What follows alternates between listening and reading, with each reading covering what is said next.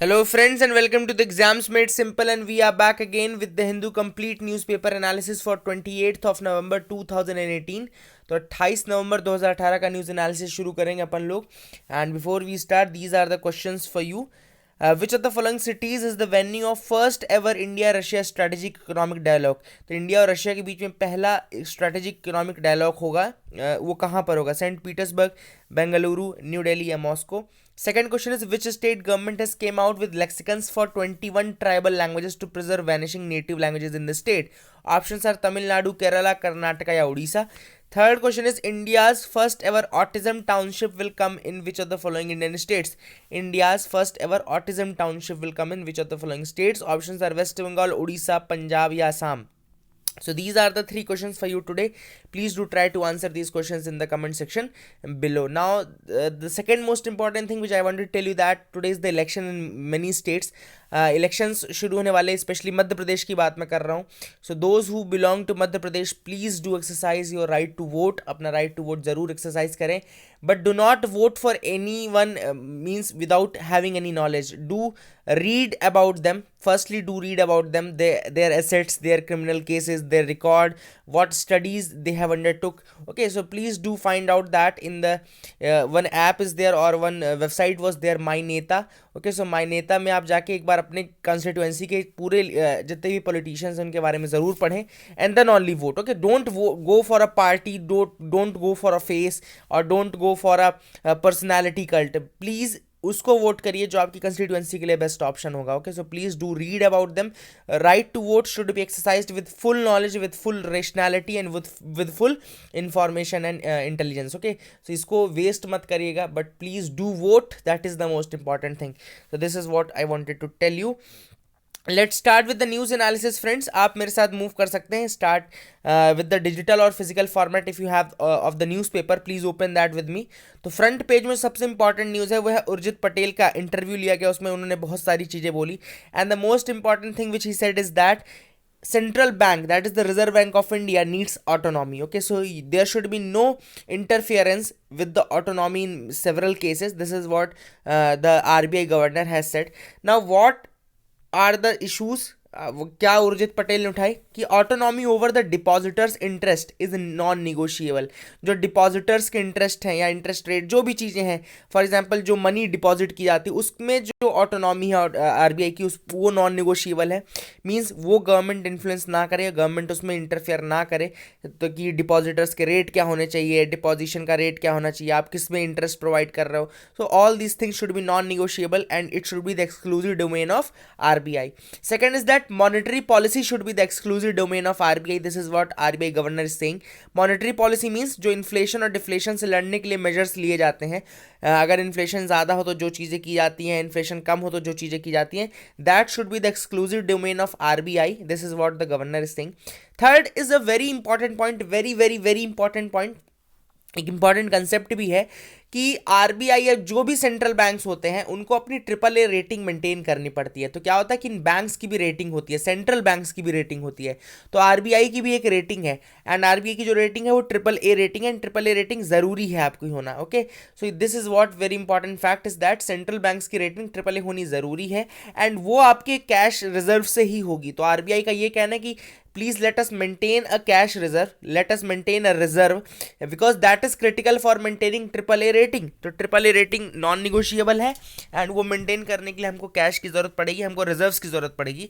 So therefore do not interfere in that too. Whatever we are providing, take that.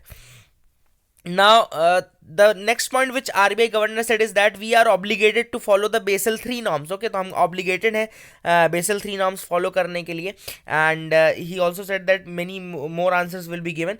आगे के pages में बहुत अच्छी चीज़ें और भी आई हैं सामने, तो मैं वो भी आपको बताऊंगा. But this is what the RBI governor is saying about the autonomy of the central bank in case of monetary policy, in case of depositors interest, कि वो नॉन निगोशिएबल होनी चाहिए, वहाँ पे एक्सक्लूसिव डोमेन होना चाहिए आरबीआई का. फिर हमने ट्रिपल ए रेटिंग के बारे में जाना कि बैंक्स को, सेंट्रल बैंक्स को भी अपनी रेटिंग मेंटेन करनी पड़ती है, और ट्रिपल ए रेटिंग मेंटेन करने के लिए उनको रिजर्व्स की ज़रूरत पड़ेगी. तो ये सारी इन्फॉर्मेशन जो है उर्जित पटेल ने प्रोवाइड की. वही चीज़ यहाँ पे भी मैंने हाईलाइट की थी कि triple A rating is very essential, and that can be maintained by keeping the reserves. So this is the first news from the front page. Now second news is regarding the shelter homes in Bihar. तो आप सबको पता है कि बिहार के जो shelters home थे वहाँ पे कितने केसेस हुए थे about the abuse and aggravated sexual attacks on the inmates. जो वहाँ पे जो बच्चियाँ बालिकाएं रह रही थी उनके साथ अब्यूज, सेक्सुअल हैरासमेंट की घटनाएं काफ़ी सामने आ रही थी। And this was highlighted by a TISS report. Okay, तो टिस ने वो रिपोर्ट निकाली थी। This is a very important fact to remember कि वो रिपोर्ट आई कहाँ से थी, तो टिस ने निकाली थी। What is TISS? This is the Tata Institute of Social Sciences. तो this was a social audit report released by Tata Institute of Social Sciences. उसने बताया था कि बिहार में जो शेल्टर होम्स हैं या जो बालिका गृह बोले जाता है, जो बालिका गृह शेल्टर होम्स है जहाँ रखा जाता है बच्चियों को, उनको सुविधाएं प्रोवाइड करनी चाहिए थी, वहीं पे इनमेट्स के साथ जो वहाँ बच्चियां रह रही थी उनके साथ सेक्सुअल हैरासमेंट, सेक्सुअल अब्यूज की घटनाएं सामने आ रही थी। Now supreme court is banking the CBI probe into the Bihar shelter home case. तो सीबीआई प्रोब चल रही है बिहार शेल्टर होम केस में और सुप्रीम कोर्ट ने उसका सपोर्ट किया है। बट टिस यानी कि Tata Institute of Social sciences के बारे में जरूर याद रखिएगा। जब आंसर राइटिंग करिए तो ये सारे फैक्ट्स दीजिए कि टिस की रिपोर्ट थी, Tata Institute of Social sciences, क्या केस था, ये सारी चीज़ें आप जरूर प्रोवाइड करिए, तो वहाँ से आपको नंबर ज़्यादा मिलेंगे। Now let's move to next page. Now the Bangladesh citizen can visit Sikkim, Ladakh and Arunachal Pradesh. Okay, तो सिक्किम, लद्दाख और अरुणाचल प्रदेश में अभी तक आने की परमिशन उनको नहीं थी। This permission was given by new Delhi और आपको पहले रिक्वेस्ट करना पड़ता था न्यू दिल्ली में, वहां से most of the applications were being rejected. Okay, तो Bangladesh citizens do not have the permission to visit Sikkim, Ladakh and Arunachal Pradesh in India. Okay, लेकिन अब एक नया एप्लीकेशन फॉर्म इंट्रोड्यूस किया गया है, प्लस बांग्लादेश के अंदर बहुत सारे वीजा सेंटर्स बनाए जा रहे हैं। वीजा सेंटर्स बनाए जा रहे हैं in the Bangladesh. For example Bangladesh का जैसे आपका बोगरा है, Thakurgaon, Noakhali, Comilla, Satkhira and Brahmanbaria. Okay, so these are the places जहाँ पे ये वीज़ा सेंटर्स खोले जाएंगे। और जो वीज़ा प्रोवाइड किया जाएगा वो काहे के लिए प्रोवाइड किया जाएगा? For tourism, medical tourism, minor medical element के रिगार्डिंग वो टूरिस्ट वीज़ा आपको ग्रांट किया जाएगा। सो this is a good news for Bangladeshi citizen जो कि सिक्किम, अरुणाचल प्रदेश और लद्दाख जैसे एरियाज में नहीं आ पाते थे because of the application being rejected. तो ये सारी इंफॉर्मेशन काफ़ी इंपॉर्टेंट है, please make sure you remember this. Now let's move to next pages. अगले पेजेस में मूव करते हैं, क्या चल रहा है। So it is about Mekedatu project. तो Mekedatu project is important project in Karnataka. ये याद रखेगा कि कर्नाटका में बनेगा, ये कावेरी रिवर के अक्रॉस बनेगा। सो it is across the Kaveri river and ये आपका CWC ने इसको नॉट दे दी है for the feasibility. CWC is what? Central water commission. So central water commission ने इसको नॉट दे दी है that it won't affect the release of Kaveri water. Now why this clearance of feasibility report is important? Because ये जो Mekedatu project है it is a dispute between Tamil Nadu and Karnataka. Okay, so it was a dispute between Tamil Nadu and Karnataka. जैसे ही कर्नाटका ने announce किया about the Mekedatu project, Tamil Nadu ने बोला it will affect the Kaveri water flow, और जो कावेरी जो वाटर डिस्प्यूट ट्रिब्यूनल का अवार्ड है वो इससे अफेक्ट हो जाएगा। But now the CWC has given the approval for the feasibility report and said that it won't affect the Kaveri water. So it is a win situation for Karnataka. तो कर्नाटका के लिए एक अच्छी खुशखबरी है कि मेकेदातु प्रोजेक्ट का क्लियरेंस CWC से तो मिल गया। Okay, so that is important fact to remember again. Mekedatu project याद रखेगा, रिवर याद रखेगा कावेरी, और स्टेट्स याद रखेगा डिस्प्यूट किसके बीच में है? कर्नाटका और तमिलनाडु के बीच में, और ये कर्नाटका का प्रोजेक्ट है। Okay, now let's move to next pages. ISRO की एक नई सैटेलाइट रिलीज होने वाली है, हाइसिस, हिसिस या हाइसिस जो भी आप बोलना चाहें, याद रखिएगा HYSIS, and it is the India's first hyper spectral imaging satellite. तो hyper spectral imaging satellite India की पहली है, हाइसिस, एंड ये श्रीहरिकोटा से लॉन्च होगी। एंड क्यों इंपॉर्टेंट है ये? For advanced earth operation, advanced earth observation, advanced earth observation के लिए। तो अर्थ ऑब्जर्वेशन सैटेलाइट है, लेकिन जो पुरानी अर्थ ऑब्जर्वेशन सैटेलाइट्स हैं उनके एक प्लस एडवांस्ड है, अपग्रेडेड वर्जन है उनका, ठीक है ना। हाइसिस, हाइपर स्पेक्ट्रल इमेजिंग कैमरा इसमें रहेंगे, हाइपर स्पेक्ट्रल इमेजिंग कैमरा, जो कि क्या प्रोवाइड करते हैं? हाई डेफिनेशन इमेजेस प्रोवाइड करते हैं। तो हाइपर स्पेक्ट्रल इमेजिंग कैमराज रहेंगे, हाई डेफिनेशन इमेजेस आएंगी इससे, और ये एडवांस्ड अर्थ ऑब्जर्वेशन सैटेलाइट है। PSLV C43 में जाएगा, रिलीज होगा PSLV C43 में। This is very important, PSLV C43 में रिलीज होगा। एंड इसके अलावा America, Australia, Canada, Colombia, Finland, Malaysia, Netherland, Spain की भी सैटेलाइट जाएंगी। Okay, so that is also important to remember कि ये कुछ कंट्रीज हैं। और जो इसरो की जो कमर्शियल विंग है, इसरो का जो एक तरह से आप बोल सकते हैं जो इसरो की कमर्शियल यानी कि दुकान है, सपोज दुकान, इसरो का जो बिजनेस हैंडल होता है जहां पे खरीद और फरोख्त होती है, मतलब जहां पे फॉरेन नेशंस बोलते होंगे कि आप हमारी सैटेलाइट्स को रिलीज करिए, हम इतना पैसा आपको देंगे, वो है एंट्रिक्स, अंतरिक्ष, एंट्रिक्स, जो भी आप बोलना चाहें, एंट्रिक्स आप बोल सकते हैं। वैसे अंतरिक्ष होता है ना, अंतरिक्ष का ही शॉर्ट वर्जन है ये एंट्रिक्स, ओके, थोड़ा फॉरेन वर्जन है एंट्रिक्स, ओके। तो remember that Antrix is the ISRO's commercial arm, okay.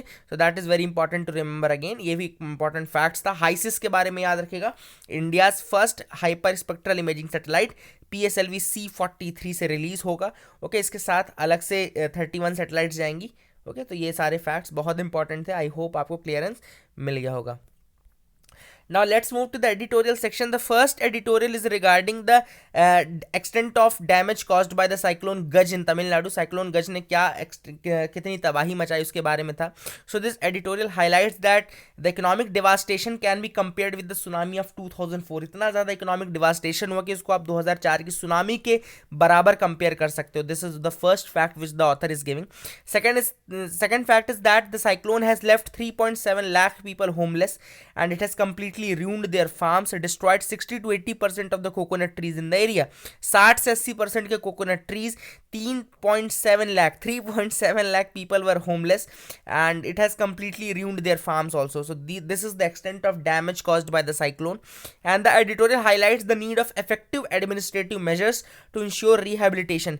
अब हमको effective administration चाहिए, कोई लैक्स नहीं होना चाहिए उसमें, and ताकि रिहेबिलिटेशन किया जा सके, okay. So rehabilitation is the first need. Mitigation करने के लिए आपको प्रॉपर एडमिनिस्ट्रेशन की जरूरत पड़ेगी, प्रॉपर मैनेजमेंट की जरूरत पड़ेगी. So this is the suggestion given by the author. Now the second editorial from this side was regarding the oil prices, falling oil prices in the international market. So author highlights that the oil prices have fallen and they are falling and it gave India much needed boost. India को much needed boost मिला, जो India को boost मिलना चाहिए था वो मिला. And एक स्टडी के according if there is a drop of $10 in the price of oil, that can improve India's current account deficit and fiscal deficit by 0.5 and 0.1% of the GDP respectively. अगर $10 price decrease होता है oil में, तो it can improve India's CAD position, current account position and the fiscal deficit position by 0.5% and 0.1% of the GDP respectively. Now what are the reasons for this fall in oil prices? Very important thing. ये आपसे पूछा जा सकता है directly mains में कि क्या reason है ऑयल के प्राइस के फॉल होने का. So the first reason is the over supply in the market as US has softened stance against Iran, okay. तो बीच में जब पहले की बात बता रहे हैं कि पहले जब ईरान के ऊपर थोड़ा सॉफ्ट स्टैंस आया था, ईरान के ऊपर से जब सैंक्शंस हटे थे, तो बहुत सारा सप्लाई मार्केट में आ गया था. और अभी भी जो सैंक्शंस में वेवर हैं वो भी दिए गए हैं. अभी इंडिया, चाइना अभी भी ईरान से ले सकती हैं.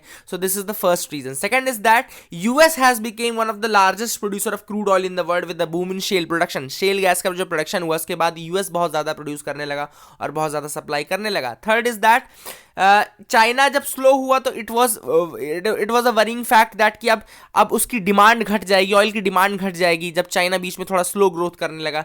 सो दैट ऑल्सो स्पेकुलेशन में भी प्राइसेस डिक्रीज हुए, तो स्पेकुलेटिव डिक्रीज इन प्राइसेस हुआ. फिर जब ईरान से सैंक्शन हटे थे, दूसरा रीजन हमने डिस्कस किया कि ईरान से जब सैंक्शन हटे थे तो वो ऑयल मार्केट में आ गया था. प्लस अभी जो अगर सैंक्शंस लगे भी हैं तो भी वेवर्स प्रोवाइड किए गए हैं. देन यूएसए का हमने डिस्कस किया कि शेल गैस का प्रोडक्शन आया और उसके बाद यूएस ने भी बहुत ज़्यादा बूम किया ऑयल प्रोडक्शन में. तो that is the thing, these are the reasons why oil prices decreased and क्यों इंडिया को बेनिफिट मिला. And it the author also says that India should capitalise on this fall in oil prices to prepare for any future jump in oil prices. तो future में oil prices बढ़ेंगे, देखो this is the fact, क्योंकि production cut किया जाएगा and कहीं ना कहीं जो ऑयल की डिमांड है उसको, मतलब ऑयल की जो डिमांड है, सप्लाई है, उसके साथ थोड़ा बहुत इधर उधर हो किया जाएगा ताकि जो प्राइजेस हैं वो बढ़ें. तो India should be well prepared for those emergency situations कि जब ऑयल प्राइसेस बढ़ेगा तो हमारे पास प्रॉपर रिजर्व्स होने चाहिए ताकि हम अपने ऑयल के जो इंपोर्ट है उसको डिक्रीज कर सके. तो जब कम है प्राइसेस तो अभी हमको अपने रिजर्व्स भर लेने चाहिए, अपने रिजर्व्स मेंटेन करके रखने चाहिए. Okay, so this is what the author is saying. Okay, so now let's come to the lead editorial. जो लीड एडिटोरियल है that is on the Sentinelese, जो अभी जॉन एलन चाउ की डेथ हुई थी तो उसके बारे में ही ऑथर ने डिस्कस किया है। फर्स्ट रीजन जो ऑथर ने बोला है वो ये बोला है कि अभी तक जो डिबेट चल रहा है, the debate which is ongoing regarding this death of John Allen Chau, वो अभी तक सिर्फ इसी अगल बगल घूम रहा है कि इंडियन गवर्नमेंट की ट्राइबल पॉलिसीज क्या हैं, या क्या उनका इंटेंट है, क्या हम चाहते हैं, क्या वो आइसोलेटेड ट्राइब्स हैं कि नहीं है। ये सारी चीज़ें इसी डिबेट पे घूम रही हैं। But the author is saying that this is not the important question for us. ये इंपॉर्टेंट नहीं है कि हमारी पॉलिसीज क्या है, ट्राइबल पॉलिसी क्या है। The important question is that क्या जो ट्राइब्स सेंटिनलीज हैं या जरावा हैं, क्या ये हमेशा आइसोलेटेड रही हैं। तो इसके बारे में उन्होंने एक फैक्ट ये बोला है कि no, they have not been isolated completely, because up to 1931 census it is revealed that the British officials did set their foot on the islands. 1931 के पहले तक के सेंसस ये खुद बताते हैं कि ब्रिटिश ऑफिशियल्स जो ऑफिशियल्स थे कॉलोनियल टाइम्स के, वो जा चुके थे इस आइलैंड में, okay, to collect the information, and they were able to collect the information as well. So author says that the Sentinelese, they attack on the basis of what kind of visitations pose threat to their survival. author का ये कहना है कि जो Sentinelese हैं या जो इस तरह की ट्राइब्स होती हैं, प्रिमिटिव ट्राइब्स होती हैं, वो अटैक तभी करती हैं जब उनको खतरा महसूस होता है या उनको उस विजिट से कुछ थ्रेट महसूस होती है।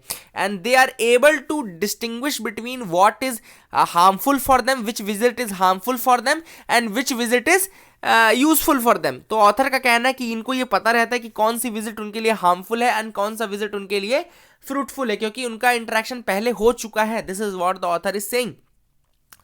Now their hostility towards the outsiders should be regarded as a strategic and deliberate method. Okay, तो उनका जो हॉस्टिलिटी है, जो आउटसाइडर्स के प्रति उनकी हॉस्टिलिटी है, उसको एक क्रिमिनल ऑफेंस नहीं लेना चाहिए। जैसे most of the people are saying that कि अब उनको मेन स्ट्रीम में लाना चाहिए, उनको ये करना चाहिए। आप please don't do that, don't touch them, because their hostility is a indication of their strategy and it's a deliberate thing to protect themselves, to defend themselves. Okay, तो जो अटैक करते हैं, the offence is the best defence, ऐसा बोला जाता है ना कि offence is the best defence. तो whatever these primitive tribes are doing, they are protecting themselves, they are protecting their families, they are protecting themselves, they are protecting their own tribal interests. तो अपने आप को बचा रहे हैं, वो आपको हार्म नहीं पहुंचाना चाहते। But please don't do that, don't try to interfere in their normal living, don't try to bring them under the welfare schemes. उनको वेलफेयर स्कीम्स के अंदर मत लाओ, उनको मत दो भैया स्वरोजगार, उनको स्किल इंडिया के अंदर मत लाओ, बिकॉज वो ऐसे ही रहे हैं। Don't touch them, don't touch their serenity, their piousness. तो this is what the author is saying कि गवर्नमेंट को चाहिए कि उनको अपनी वेलफेयर स्कीम्स के अंदर उनके जाल में ना फंसाएं, but rather they should give them the right to self determination. उनको खुद को जो उनको अच्छा लगता है वो करने दें, don't interfere with their life. वैसे भी ऑथर ने ये भी हाईलाइट किया कि रिसेंटली गवर्नमेंट बहुत ज़्यादा इंटरफेयर कर रही है, प्लस बहुत सारे हाउसिंग प्रोजेक्ट्स, बहुत सारे इंफ्रास्ट्रक्चर डेवलपमेंट उनके ट्राइबल लैंड में किया जाने लगा है, because of which their land is shrinking, their homes are shrinking. उनके जो खुद के घर थे वो श्रिंक होते जा रहे हैं, उनकी जो लिविंग है, जो रिक्वायर्ड एरिया था वो घटता जा रहा है। So this should not have happened. This is what the author is saying. Give them their space, give them their right to self determination, and give them their land back. Okay, so these are the things that should have done.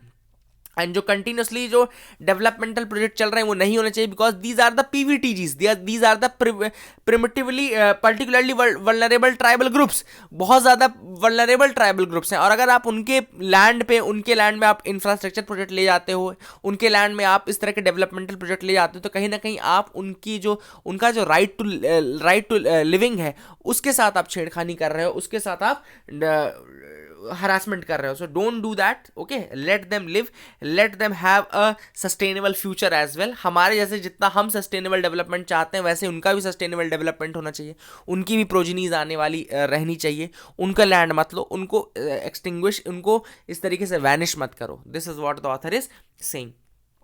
A prescription for the future. So basically here the author, that is Sunita Reddy, she has articulated very well the need of technology in the health sector. What is the need of technology in the health sector, how the cost of the health sector can be reduced, and what should be done in order to reduce this care cost, and how this technology can be used in the development of the health sector. तो बहुत सारी चीज़ें author ने highlight की है। Like many other sectors, health sector को भी technology impact करता है, बिल्कुल इसमें कोई कोई दो राय नहीं है कि बहुत सारी चीज़ों में इंप्रूवमेंट हुआ है. For example the technological improvements have led to the improved indices on life expectancy, infant mortality, maternal deaths, quality of outcomes. ये सारी चीज़ें इंप्रूव हुई हैं.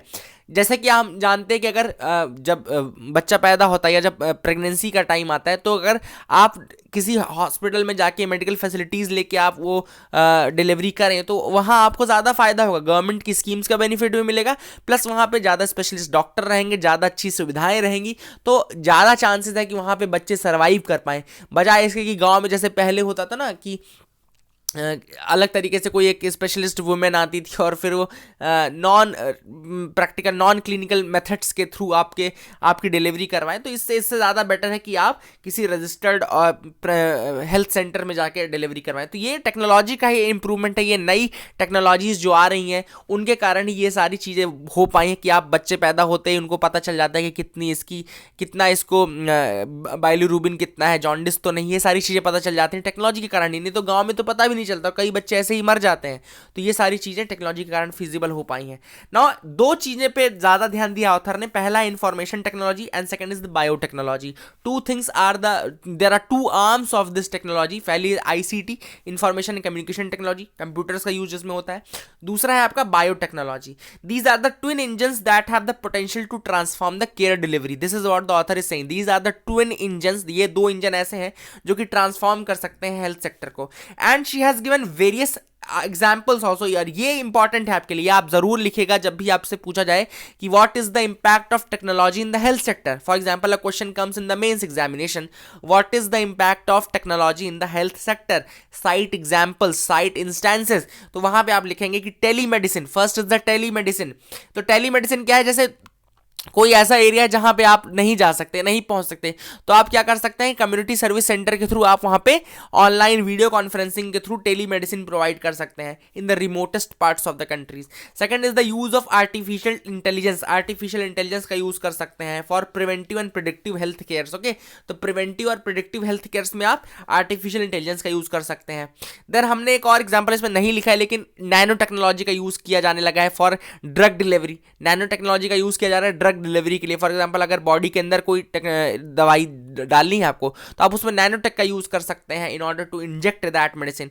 Then last is the augmented reality. We have moved from virtual reality to the augmented reality. और जैसे कोई एक particular strain of virus हमको रिमूव करना है, ओके, तो हम उसको ऑगमेंटेड रियलिटी के थ्रू कर सकते हैं रिमूव. तो these are the advantages of the technologies. And ये टेक्नोलॉजी किस तरीके से हेल्थ सेक्टर को इंप्रूव कर रही है या उसको इंपैक्ट कर रही है, ये उसके एग्जाम्पल्स हैं. इनको जरूर मेंशन करिएगा जब भी आप आंसर लिखिएगा. Sorry. India needs to adopt these two very quickly. अगर हम चाहते हैं कि हमारा हेल्थ केयर और ज़्यादा डेवलप्ड रहे तो हमको ये दोनों चीज़ें जो कि बायोटेक्नोलॉजी और आईसीटी है इनको और ज़्यादा अडॉप्ट करना पड़ेगा हेल्थ केयर में, और तभी ये इंप्रूवमेंट होगा. And we need world class care infrastructure. ये सारी चीज़ें हमको चाहिए ही चाहिए. And if you want to operate at a lower cost, technology is the must thing. Okay, तो अगर हमको कॉस्ट घटानी है अपने हेल्थ केयर की तो टेक्नोलॉजी का इंक्लूजन ज़्यादा से ज़्यादा होना चाहिए. So these were the editorials. चारों एडिटोरियल हमने डिस्कस कर लिए हैं. Now let's move to the next pages. अगले पेज में मूव करते हैं. Now the opposition wants change in the citizenship bill. तो सिटीजनशिप अमेंडमेंट बिल 2016 में आया था. मैं बता देता हूं आपको उसके बारे में. पहले सिटीजनशिप अमेंडमेंट बिल 2016 में आया था. उसमें एक प्रपोजल ये था कि सिटीजनशिप टू 6 परसिक्यूटेड माइनॉरिटीज, केवल 6 परसिक्यूटेड माइनॉरिटीज को इंक्लूड किया गया है उस बिल में, जो कि Hindus, Jain, Sikh, Parsis, Christians and Buddhist हैं. Okay, these are the 6 persecuted minorities which are included in the bill. and इनको citizenship propose की जा रही है from migration from Pakistan, Afghanistan, Bangladesh who came to India before 2014. तो 2014 से पहले आने वाले हिंदू, जैन, सिख, पारसीज, क्रिश्चियंस, बुद्धिस्ट जो कि पाकिस्तान, अफगानिस्तान या बांग्लादेश से आएंगे उनको सिटीजनशिप दी जाएगी. Now the opposition is opposing this bill. क्यों अपोज कर रहे हैं? Because it should be country and religion neutral. They are saying that it should be country, मतलब ऐसा नहीं कि सिर्फ पाकिस्तान, बांग्लादेश और अफगानिस्तान को आप इंक्लूड करें. It should be country neutral plus it should B religion neutral also, क्योंकि अगर आपने देखा हो ध्यान से इन 6 कम्युनिटीज को, उसमें मुस्लिम्स नहीं है. Why Muslims are not included? This is the first important question that has been raised. क्यों मुस्लिम्स नहीं, क्यों ये रिलीजन न्यूट्रल नहीं, क्यों केवल 6 कम्युनिटीज को इंक्लूड किया जा रहा है? तो these are the things which are there. And ये आपको, आई होप आपको सिटीजनशिप बिल 2016 का अमेंडमेंट समझ में आ गया होगा और क्या उसमें इशू है समझ में आ गया होगा. This was my all approach. Now Buenos Aires, जो कि आपकी अर्जेंटीना की कैपिटल है ब्यूनस आयर्स, वहां पे Modi will meet Xi Jinping in the G20 summit. तो एक तरीके से एक फैक्ट ये हो गया कि G20 समिट ऑफ 2018 कहां पर होगा? ब्यूनस आयर्स, अर्जेंटीना में होगा. Okay, so very important fact, please make sure you remember this. Argentina की कैपिटल है ब्यूनस आयर्स एंड वहीं पे होगा G20 का meet. Okay, so very important fact, आपको समझ में आ गया होगा. Now let's move to the next page. Ukraine declared martial law. ना यूक्रेन ने मार्शल लॉ डिक्लेयर कर दिया है. यूक्रेन ने क्यों कर दिया ये declare martial law? Because Russia ने उनके 3 नेवल शिप्स को कैप्चर कर लिया. तो Russia has captured the 3 naval ships of Ukraine in the Crimea region. तो आप सबको पता है क्रीमिया 2014 में किस तरीके से हथिया लिया गया था रशिया के द्वारा. ओके, तो रशिया और यूक्रेन के बीच में हमेशा से लड़ाई चलती आ रही है for the port of this Crimea. Crimea के पोर्ट के कारण बहुत ज्यादा लड़ाई चलती है. एंड यूक्रेन ने डिक्लेयर कर दिया है martial law in response to this seizure of their naval ships. तो उनके जो 3 नेवल शिप्स थे उनको रशिया ने अभी हथिया लिया है क्रीमिया के पास ही. एंड इसी के रिस्पॉन्स में यूक्रेन ने मार्शल लॉ डिक्लेयर कर दिया है. तो this is the thing which is important, please make sure you remember this. पूछा जा सकता है कि किस कंट्री ने अभी सीज कर लिया था यूक्रेन के शिप्स को, तो रशिया आंसर होगा. किस कंट्री ने मार्शल लॉ रिसेंटली लगाया है in response to the seizure of ships, तो उसका आंसर यूक्रेन होगा. Please make sure you remember this thing. Now NPA is on a downhill path since March. This is what the RBI sing. RBI का कहना है कि मार्च में peak आया था एनपीए का, लेकिन अब मार्च के बाद एनपीए जो है वो घटता जा रहा है. It has been declining since then. And RBI ने लेकिन ये बोला कि प्रॉफिटेबिलिटी जो बैंक्स की है वो नहीं बढ़ पा रही है because there has been a decline in earning of the banks from the loan assets. जो लोन एसेट्स थे उनकी अर्निंग में डिक्रीज हुआ है, इस कारण से बैंक्स की प्रॉफिटेबिलिटी नहीं बढ़ पा रही है. हायर प्रोविजनिंग है. हायर प्रोविजनिंग का मतलब क्या है कि बैंक्स को अपने साथ ज़्यादा कैश मेंटेन करना पड़ रहा है, इसके कारण वो लोन नहीं दे पा रहे हैं. This is the reason why they have not shown profitability, but the non performing assets जो थे उसमें डिक्रीज हुआ है. This is what the government is saying, this is what the RBI is saying कि though the NPA is decrease, NPA यानी कि non performing assets तो decrease हुए हैं, लेकिन प्रॉफिटेबिलिटी इस तरह से बढ़ नहीं पाई है बिकॉज नए लोन्स ज्यादा नहीं दिए जा रहे हैं अभी भी हायर प्रोविजनिंग नॉर्म्स के कारण. प्लस जो लोन्स में प्रॉफिटेबिलिटी थी वो थोड़ा घट गई है. ओके, एंड जो एसेट था, एसेट क्वालिटी डिक्रीज हो गई है. That is the reason why the profitability is not increase. But the good news is that कि जो मार्च में पीक जो आया था आपके एनपीएस में उसमें डिक्रीज हुआ है. Okay, economy faces several risks to physical health. Now ये भी एक अच्छा चीज़ है जो कि आरबीआई ने बताया है. आरबीआई ने बहुत सारे रिस्क्स बताए कि अपनी इकोनॉमी को क्या क्या रिस्क्स हैं. तो पहला जो रिस्क है वो है ऑयल प्राइसेस के इंक्रीज होने का. तो ऑयल प्राइसेस में इंक्रीज इन द फ्यूचर में ऑयल प्राइसेस बहुत ज़्यादा बढ़ सकते हैं. सेकंड जो इम्पैक्ट है, जो अनसर्टेनिटी है over the minimum support price hike. Recently आपको पता है गवर्नमेंट ने बहुत ज़्यादा प्राइस हाइक कर दिया था, मिनिमम सपोर्ट प्राइस हाइक किया था, उसका इम्पैक्ट अभी तक पता नहीं है. So this is another risk. Third is that there has been a decreased collection of GST as expected. जितना एक्सपेक्टेड था उससे कम जीएसटी कलेक्ट हुआ है. तो ये भी एक रिस्क है जो कि आरबीआई ने मेंशन किया है. तो पहला रिस्क क्या मेंशन किया है कि ऑयल प्राइसेस में increase in the future. Second is that there has been uncertainty over the increase in minimum support price. जो minimum support price MSP increase हुई उस पर अनसर्टेनिटी है. थर्ड जो इशू उठाया आरबीआई ने वो ये बताया कि जीएसटी कलेक्शन जितने होने चाहिए तो इतने नहीं हुआ है. And the fourth is that there has been a cut in excise duty on fuels. Excise duty fuels में जो लगती है उसको कट किया गया है. तो इसके ऊपर भी रिस्क है कि क्या इसका इंपैक्ट होगा. तो these are the risk. Along with that कुछ और डाउनसाइड रिस्क मेंशन किए गए हैं. For example the increase in higher international commodity prices. International commodity prices बढ़ती जा रही हैं. क्रूड ऑयल जरूर बढ़ेगा एंड अनसर्टेनिटी है कि क्रूड ऑयल का क्या होगा फ्यूचर में, बिकॉज प्रोडक्शन कट की बात कर रहा था Saudi Arabia and OPEC countries, तो उसके बाद ये तो काफी ज्यादा रिस्क प्रोवाइड कर रहा है। Then tightening global financial conditions, global financial condition tight होती जा रही है। आप सबको पता है कि जो कंट्रीज हैं वो ज्यादा से ज्यादा टाइट करती जा रही हैं। लिबरलाइजेशन और जो ग्लोबलाइजेशन होता था जिस तरीके से पहले फ्रीली, उतना फ्रीली अब नहीं है। Trade wars are going on, trade wars होते जा रहे हैं। Then there has been a financial turbulence across the world, okay, and domestic banking और कॉर्पोरेट बैलेंस शीट, जो ट्विन बैलेंस शीट प्रॉब्लम होती है वो काफी ज्यादा है। तो these are the risks to the Indian economy, these are the risks to the economy जो कि चल रहे हैं। This is what has been mentioned by the reserve bank of India. I hope काफी ज्यादा पॉइंट्स मिल गए होंगे आपको इकोनॉमी में लिखने के लिए कि क्या रिस्क्स हैं, क्या अलग अलग चीजें हैं जो कि अफेक्ट कर सकती हैं हमारी इकोनॉमी को। These are the things that are affecting. Then let's move to next page.